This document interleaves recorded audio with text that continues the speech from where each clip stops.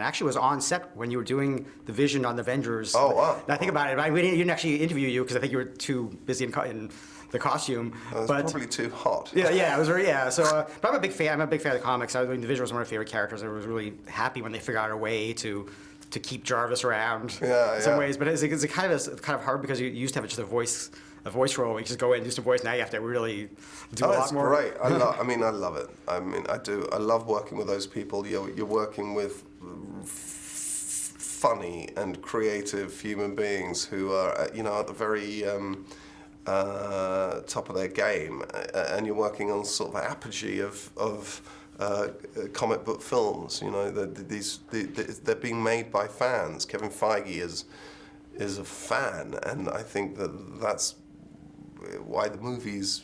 Jeremy Latcham is a fan, and you can feel it.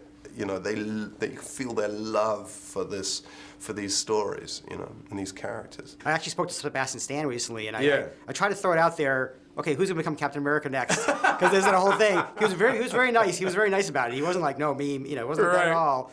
So how's that been like as far as knowing that there's that history in the comics and that stuff? Well, it's interesting because the way the comics work, Cap gave the shield to Sam. Sam gave it back to Cap. Cap gave it to Bucky. Bucky gave it back to Cap. And now Cap again has given it to Sam. Yeah. So it's when you look at the lineage of it, you have no idea what Marvel's going to do, and I hope that we continue to make the movies with Chris, Natasha, Bucky, and Sam for a long time. I love going to work and seeing my guys. Those are my guys. And I think it would take a lot away from the movie if it was just one dude standing there like, "Grr!" Yeah.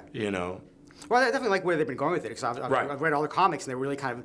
They take stuff the comics they like and they kind of just go in their own thing. And they really kind of it's really interesting. And then just having you in the Ant-Man was just like such a I was a nice surprise first of all because it was able to keep it a secret, which is so hard these days with people on set taking pictures. Exactly. No, Marvel's very good about people not using their cell phones on set. They're very good about the surprise in the movies, shooting those scenes one day by themselves and not allowing other people like extras and all those people around set. So. It's easy to keep a secret in that universe.